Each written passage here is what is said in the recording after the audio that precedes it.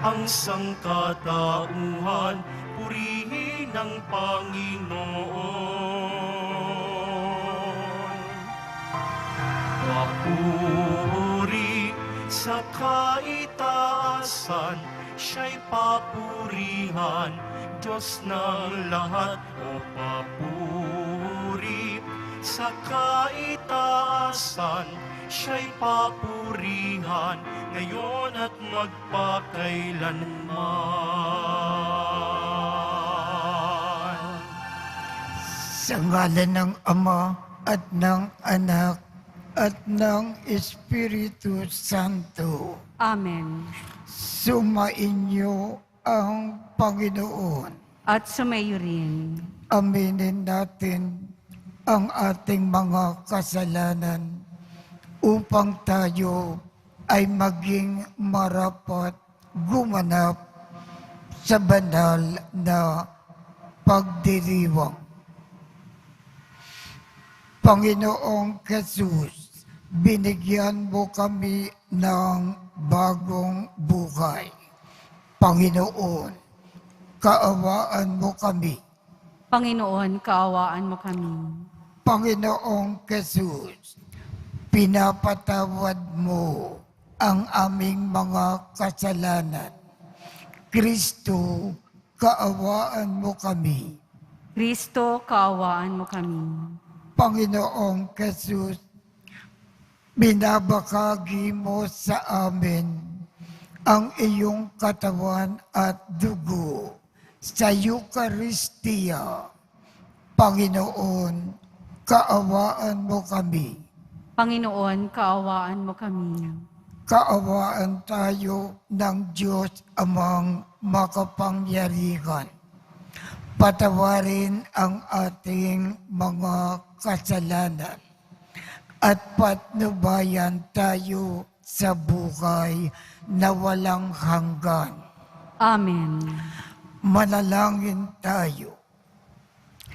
Ama naming makapangyarihan, lagi mong lingapin at patnubayan kaming mga kabilang sa iyong angkan. Sa tanging pag-asa namin na ikaw ang nagbibigay, kami ay tangkilikin mo at laging subaybayan sa pamamagitan ni Jesu Kristo, kasama ng Espiritu Santo, magpasawalang hanggan. Amen. Magsiupo na po ang lahat.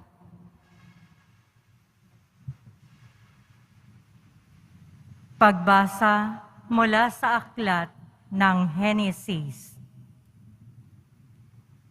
Nang likhain ng Panginoon ang lupa at ang lahat ng bagay sa langit, wala pang anumang halaman o pananim sa lupa, sapagkat wala pang ulan noon at wala pa ring magsasaka.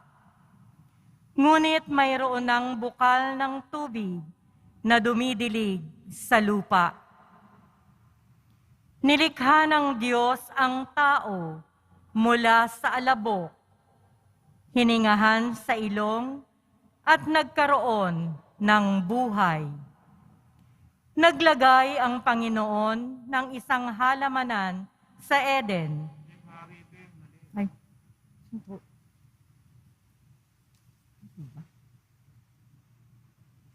ba? Okay, mali pala. Okay. Pagbasa mula sa unang aklat ng mga hari. Noong mga araw na iyon, nakarating sa pandinig ng reyna ng Seba ang mga balita tungkol kay Solomon. Kaya't nagsadya siya upang subukin ito sa pamamagitan ng malalim na katanungan. Dumating nga siya sa Jerusalem na may kasamang maraming abay at may dalang katakot-takot na kayamanan. Mga kamelyo na may kargang iba't ibang uri ng pabango, napakaraming ginto at batong hiyas. At nang makaharap na niya si Solomon, sinabi niya ang kanyang pakay. Sinagot naman ni Solomon ang lahat niyang tanong, at wala isa mang hindi nito na ipaliwanag. Humanga ang reyna sa karunungan ni Solomon at sa palasyong ipinagawa nito. Napansin niya ang pagkain sa hapag ng hari, ang mga tirahan ng kanyang mga pinuno, at ang kaayusan ng kanyang mga tauhan. Napansin din niya ang kanyang kasuotan, ang mga tagadulot niya ng inumin, ang handog na iniaalay niya sa templo. Hangang-hanga ang reyna sa kanyang nakita. Kaya't sinabi niya sa hari, "Totoo nga pala ang lahat ng narinig ko tungkol sa inyo. Hindi ko mapaniwalaan ang mga sinasabi nila sa akin tungkol sa inyo. Ngunit ngayong makita ko ang lahat, ay napatunayan kong wala pala sa kalahati ang ibinalita nila sa akin. Sapagkat ang inyong karunungan ay talagang higit kaysa iniulat nila sa akin. Mapalad ang inyong mga asawa, mapalad ang inyong mga tauhan, sapagkat lagi nilang naririnig ang inyong karunungan. Purihin ang Panginoon, ang inyong Diyos, na nagpala sa inyo at nagpaluklok sa trono ng Israel. Dahil sa walang katapusan, pag-ibig ng Panginoon sa Israel, ginawa niya kayong hari upang mamahala dito at magpairal ng katarungan. At ang hari binigyan niya ng halos 5 toneladang ginto at napakaraming pabango at batong hiyas. Kailan may hindi natumbasan sa dami ang pabangong iyon na bigay ng reyna ng Seba kay Haring Solomon. Ang salita ng Diyos. Salamat sa Diyos. Madiwa kapag nangusap ang mga matuwid at ganap. Madiwa kapag nangusap ang mga matuwid at ganap. Ang iyong sarili sa Diyos mo ilagak. Pag nagtiwala kay tutulungang ganap. Ang kabutihan mo ay magliliwanag, katulad ng araw kung tanghaling tapat. Madiwa kapag nangusap ang mga matuwid at ganap. Ang mga matuwid, madiwang mangusap, at ang sinasabi nila'y pawang tumpak. Ang utos ng Diyos ang nasa sa puso, sa utos na ito'y hindi lumalayo. Madiwa kapag nangusap ang mga matuwid at ganap. Ililigtas ng Diyos ang mga matuwid. Iingatan sila pag naliligalig. Ililigtas sila at kanyang tutulungan. Laban sa masama, ipagsasanggalang, sapagkat sa poon, nangungubling tunay. Madiwa kapag nangusap ang mga matuwid at ganap. Magsitayo po ang lahat.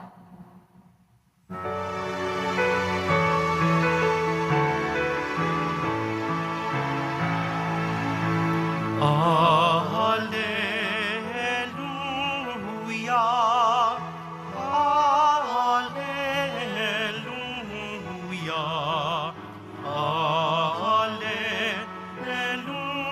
Alleluia, Alleluia.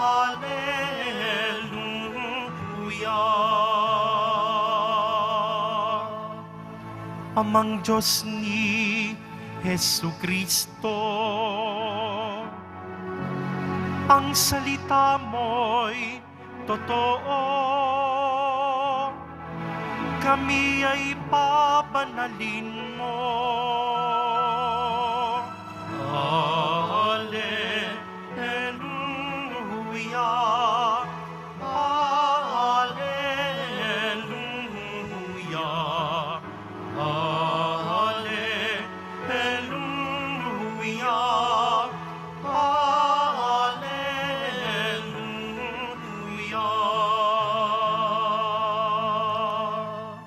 Sumainyo ang Panginoon. At sumaiyo rin.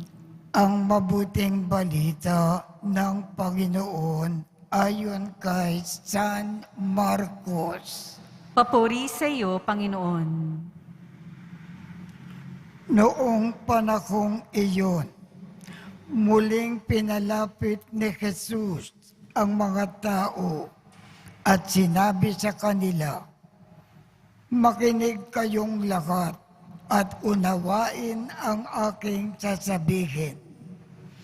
Hindi ang pumapasok sa bibig ng tao ang nakapagpapadumi sa kanya sa mata ng Diyos, kundi ang mga nagmumula sa kanya. At ang may pandinig ay makinig."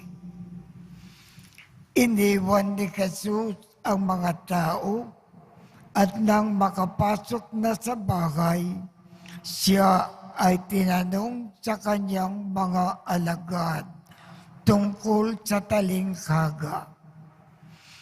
"Kayo man ba ay wala ring pang-unawa?"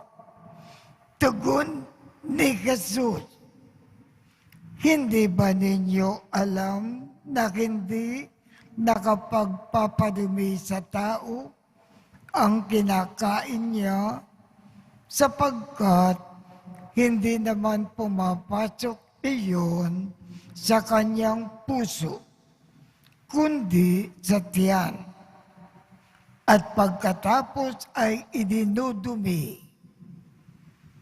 Sa pagsasabi nito ay para nang ipinakayag ni Jesus na maaaring kanin ang lahat ng pagkain. Nagpatuloy si Jesus sa pagsasalita. Ang lumalabas mula sa tao ang nagpaparumi sa kanya sa mata ng Diyos, sapagkat sa loob, sa puso ng tao, nagmumula ang masasamang isipan na nag-uudyok sa kanya na makiapid, magnakaw, pumatay, mangalunya, mag-imbot, at gumawa ng lahat ng kabuktutan, tulad ng pagdaraya, kakalayan, pagkakaingit, paninirang puri, kapalaluan, at kahangalan. At lahat ng ito ay nanggagaling sa puso ng tao at siyang nagpaparumi sa kanya. Ang mabuting balita ng Panginoon. Pinupuri ka namin, Panginoong Hesukristo. Magsiupo na po ang lahat. Sa ating ebanghelyo, ibig ipaalam sa ating lahat ng ating Panginoon. Ang mga tao na nakikiapid, nagnanakaw, pumapatay, nangangalunya, nag-iimbot, gumagawa ng lahat ng kabuktutan, nandaraya, mahalay, may pagkaingit, naninirang puri, may kapalalukan at kahangalan. Ang mga taong iyan, napakarumi sa mata ng Diyos. Kaya kung ibig natin maging malinis sa mata ng Diyos, iwasan natin ang mga gawain na nabanggit natin dito sa Ebanghelyo.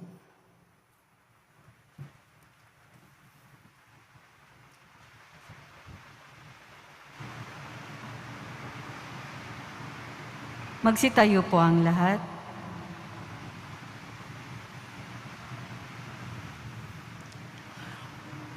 Para sa mga Kristiyano, wala nang iba pang batas maliban sa batas ng pag-ibig. Manalangin tayo para sa ating katapatan sa batas na ito. Ang ating tugon, Ama, dalisayin mo ang aming mga puso. Ama, dalisayin mo ang aming mga puso. Ang ating simbahan, naway laging mapanibago at dalisayin ng salita ng Ebanghelyo ni Kristo. Manalangin tayo. Ama, dalisayin mo ang aming mga puso. Tayong lahat, naway magdulot ng pag-asa sa mga nanghihina ang kalooban sa pamamagitan ng ating pagmamahal. Manalangin tayo. Ama, dalisayin mo ang aming mga puso. Ang ating mga puso, naway mapuno ng tapat na pagnanais na mabuhay para sa bawat isa upang sumamba tayong lahat sa espiritu at katotohanan. Manalangin tayo. Ama, dalisayin mo ang aming mga puso. Ang mga may sakit at naghihingalo, naway makatagpo ng kaginhawahan ng pag-ibig at habag ng Ama. Manalangin tayo. Ama, dalisayin mo ang aming mga puso. Makalangit na Ama, gawin mong dalisay ang aming mga puso upang hindi kami mawalay sa aming mitiing mahalin ka ng higit sa lahat. Hinihiling namin ito sa pamamagitan ni Kristo na aming Panginoon. Amen. Magsiupo na po ang lahat.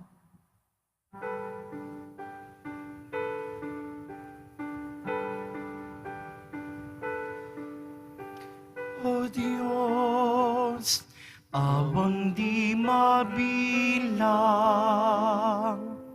tanggapin mo yaring aming alay. Gawin ito bilang tanda ng aming kaligtasan. Narito, O Ama, alak at tinapay, bunga ng lupa at ng aming paggawa.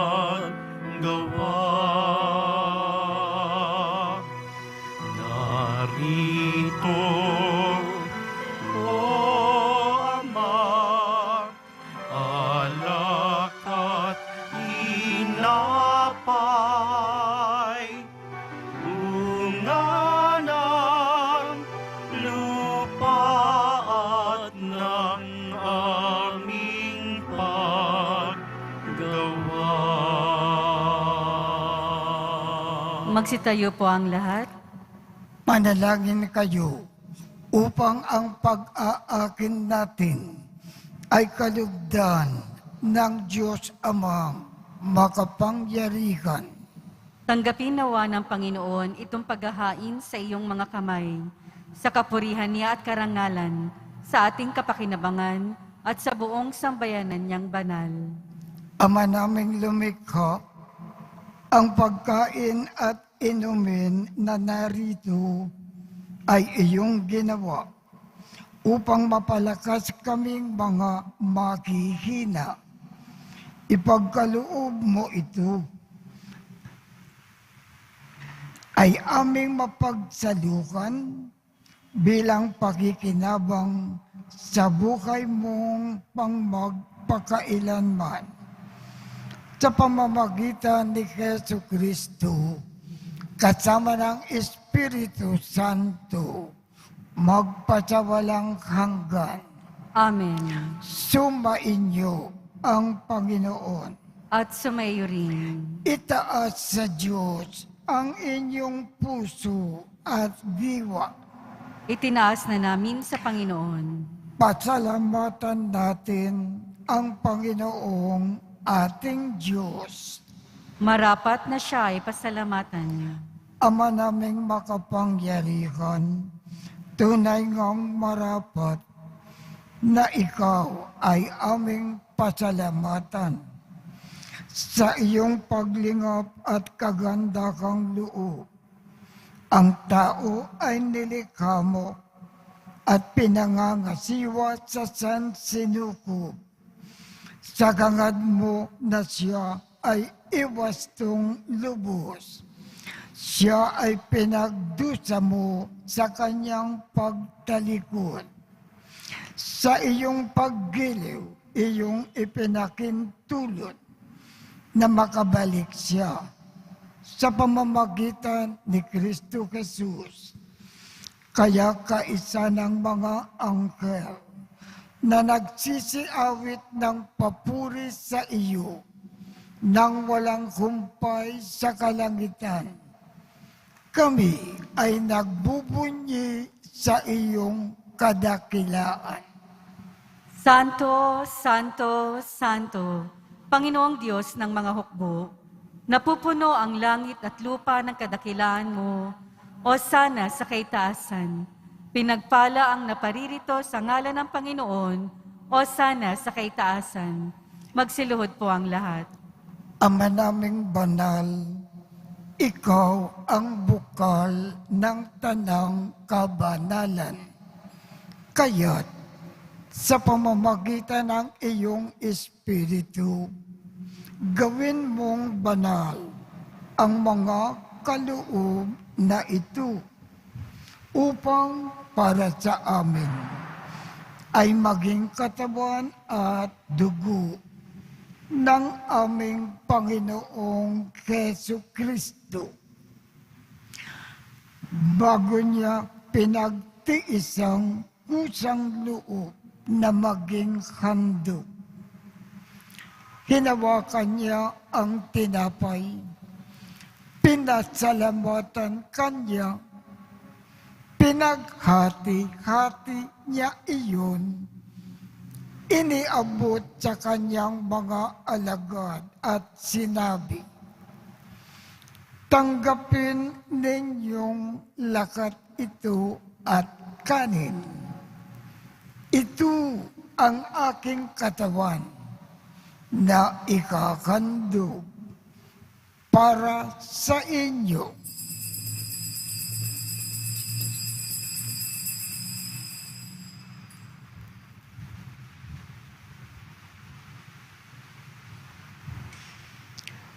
Gayon din naman, noong matapos ang hapunan, hinawakan niya ang kalis, muli kanyang pinasalamatan, iniabot niya ang kalis sa kanyang mga alagad at sinabi, tanggapin ninyong lakat ito at inumin. Ito ang kalis ng aking dugo ng bago at walang hanggang tipan. Ang aking dugo na ibubuhos para sa inyo at para sa lahat sa ikapagpapatawad ng mga kasalanan. Gawin ninyo ito sa pag-alaala sa akin.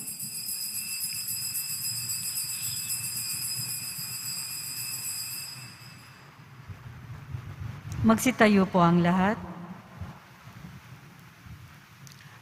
Ipagbunyi natin ang misteryo ng pananampalataya. Si Kristo'y namatay, si Kristo'y nabuhay, si Kristo'y babalik sa wakas ng panahon. Ama, ginagawa namin ngayon ang pag-aalala sa pagkamatay at muling pagkabuhay ng iyong anak. Kaya't iniaalay namin sa iyo ang tinapay na nagbibigay buhay at ang kalis na nagkakaloob ng kaligtasan. Kami ay nagpapasalamat dahil kami ay iyong minarapat na tumayo sa harap mo para maglingkod sa iyo. Isinasamo namin kaming magsasalo-salo sa katawan at dugo ni Kristo ay mabuklod sa pagkakaisa sa pamamagitan ng Espiritu Santo. Ama, lingapin mo ang iyong simbahang laganap sa buong daigdig. Puspusin mo kami sa pag-ibig. Kaisa ni Francisco, aming Papa, Jose, aming Obispo, at ng Tanang Kaparian. Alalakanin mo rin ang mga kapatid naming nakimlay nang may pag-asa na sila ay muling mabubuhay. Gayon din ang lahat ng mga pumanaw. Kaawaan mo sila at patuloyin sa iyong kaliwanagan. Kaawaan mo at pagindapatin kaming lahat na makasalo sa iyong buhay na walang wakas.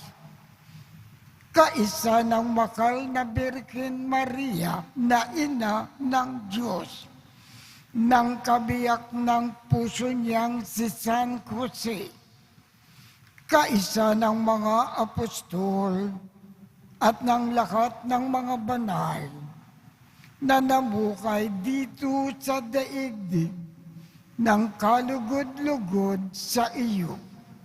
Maipagdiwang nawa namin ang pagpupuri sa ikararangal mo sa pamamagitan ng iyong anak na aming Panginoong Hesu Kristo. Sa pamamagitan ni Kristo, kasama niya at sa Kanya, ang lakat ng parangal at papuri ay sa iyo. Diyos Amang makapangyarihan, kasama ng Espiritu Santo, magpasawalang hanggan. Amen. Sa tagubilin ng mga nakagagaling na utos at turo ni Jesus na Panginoon natin at Diyos, ipakayag natin ng lakas loob.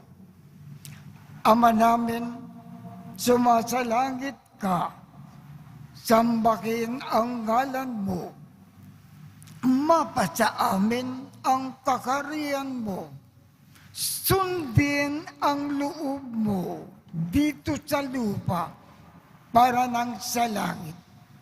Bigyan mo kami ngayon ng aming kakanin sa araw-araw at patawarin mo kami sa aming mga sala para ng pagpapatawad namin sa mga nagkakasala sa amin.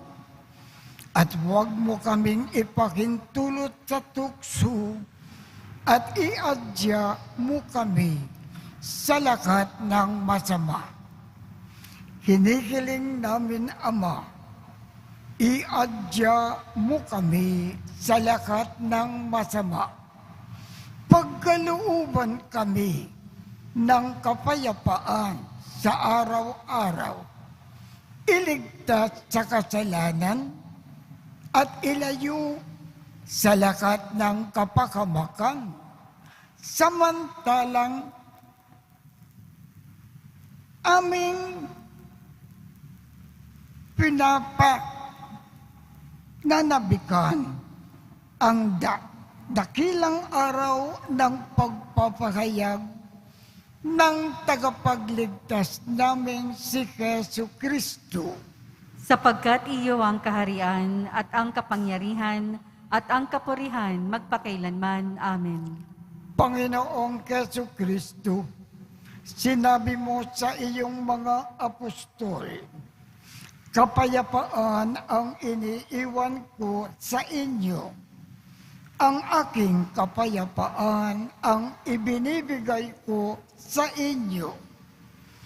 Tungkayan mo ang aming pananampalataya at huwag ang aming mga pagkakasala.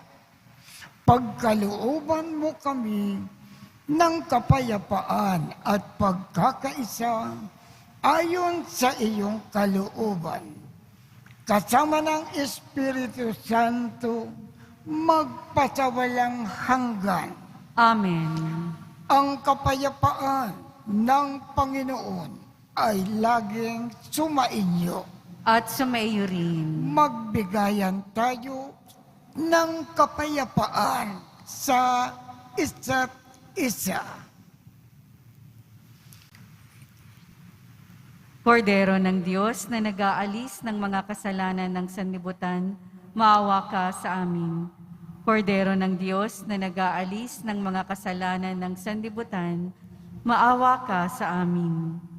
Kordero ng Diyos na nag-aalis ng mga kasalanan ng sanlibutan, ipagkaloob mo sa amin ang kapayapaan. Magsiluhod po ang lahat. Ito ang kordero ng Diyos. Ito ang nag-aalis ng mga kasalanan ng sanlibutan. Mapalad ang mga inaanyayahan sa kanyang piging. Panginoon, hindi ako karapat-dapat na magpatuloy sa iyo, ngunit sa isang salita mo lamang ay gagaling na ako.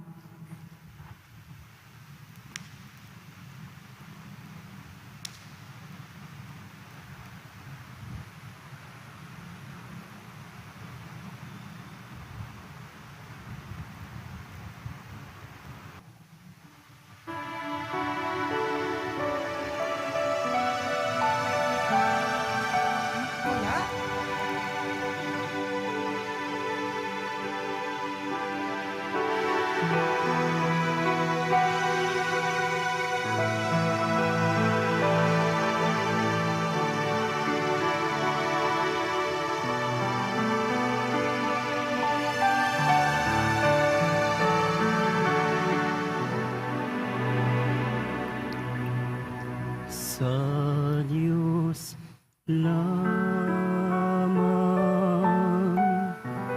mapapanatag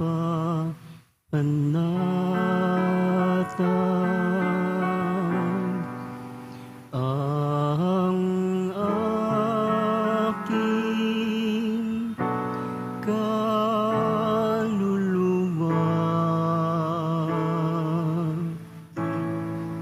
Sa Kanya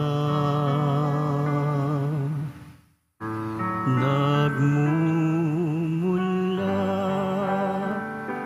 ang aking pag-asa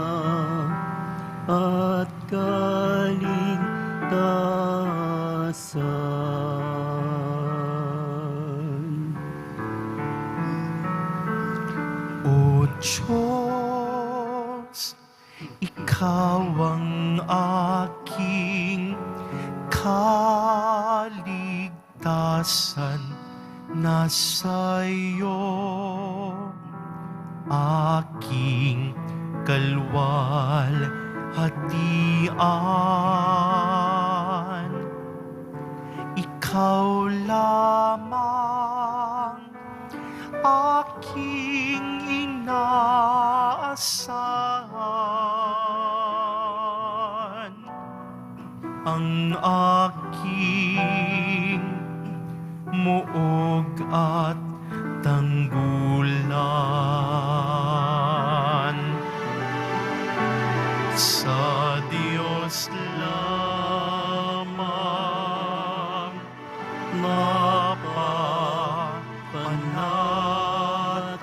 mapapanatag ang aking kaluluwa. Sa Kanya nagmumula ang aking pag-asa at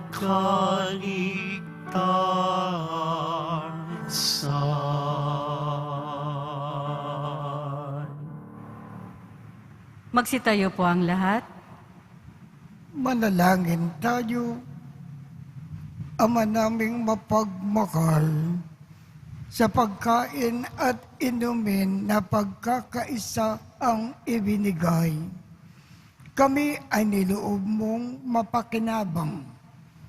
Kaisa ni Kristo, kami nawa ay makapamuhay upang makapamunga ng may kagalakan para sa kapakanan ng aming kapwa-tao sa sanlibutan sa pamamagitan niya, kasama ng Espiritu Santo, magpasawalang hanggan.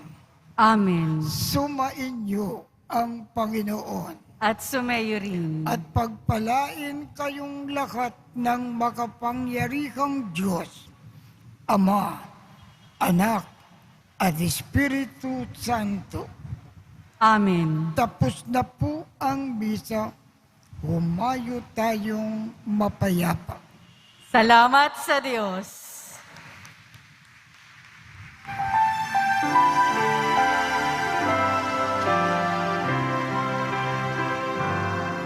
Nuestro Padre Jesus Nazareno, sinasamba ka namin, pinipintungo ka namin, aral mo ang aming buhay at kaligtasan. Nuestro Padre Jesus Nazareno, iligtas mo kami sa kasalanan. Ang krus mong kinamatayan ay sagisag ng aming kaligtasan. Nuestro Padre Jesus Nazareno, dinarangal ka namin. Nuestro Padre Jesus Nazareno, nilulwalhati ka namin. Nuestro Padre Jesus Nazareno,